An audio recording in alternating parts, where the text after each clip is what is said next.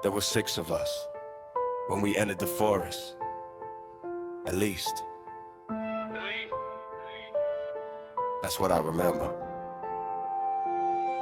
We came back, running through the trees in the rain. Nobody laughing, nobody playing the game. The hospital behind us disappearing in mist. But something felt wrong that nobody could dismiss. We counted our people standing underneath the moon. 1, 2, 3, 4, 5. Then somebody said, "Who's the dude?" Standing 10 feet behind us was a man in white old hospital clothing, looking dead in the night. He didn't move, he didn't speak, just stared at the ground like he'd been waiting for us to come around. One of us said, "Do you know him?" Nobody replied. The stranger slowly lifted his head and looked directly in my eyes. He whispered, "I've been waiting." The patient who never left, still walking through the hall, still counting every window, still answering every call. The patient who never left, still waiting by the door. He knows every room inside, he knows what we came for. Don't ask him where he's been, don't ask him why he's here. Some stories never end, they only disappear. Don't ask him where he's been, don't ask him why he's here. Some stories never end, they only disappear. We ran back toward the building cause apparently we're fools. Fear makes bad decisions and paranoia makes the rules. The stranger followed slowly, never running, never rushed. Every step upon the gravel made the forest sound like rust. We reached the entrance and the door was open wide. The hospital lights were flickering like something came alive. One guy yelled, "Stay together." Another yelled, "Don't split." Then somebody disappeared before we could react.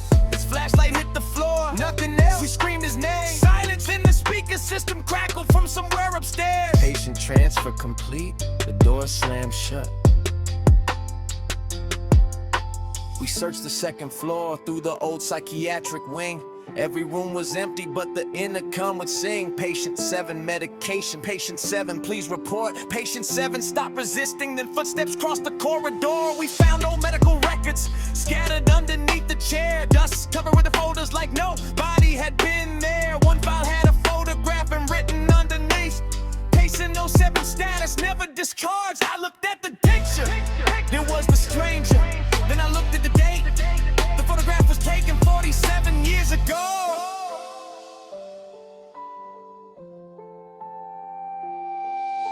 The patient who never left, still walking through the hall, still counting every window, still answering every call. The patient who never left, still waiting by the door. He knows every room inside, he knows what we came for. Don't ask him where he's been, don't ask him why he's here. Some stories never end, they only disappear. Then ask him where he's been, don't ask him why he's here. Some stories never end, they only disappear. We found a missing guy inside the observation room, sitting in a chair, staring into the gloom. He didn't recognize us. He said, "Who are you?" I said, "We're your friends."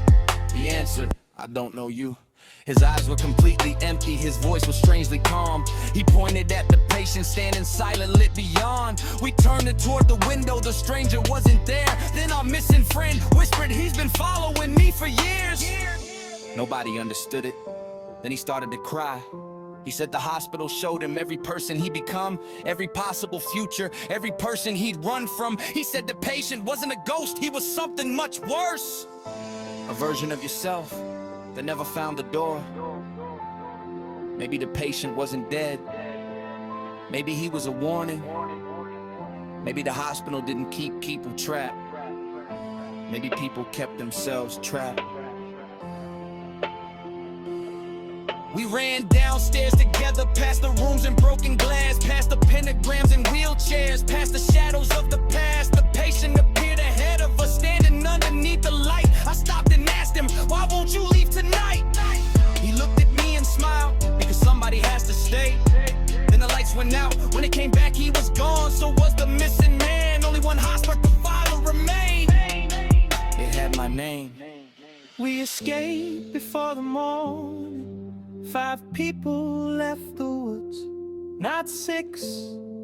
Nobody remembers who was missing. Nobody remembers when he joined us. But sometimes at night, I hear a hospital intercom, and it says, "Patient 7, Your room is ready.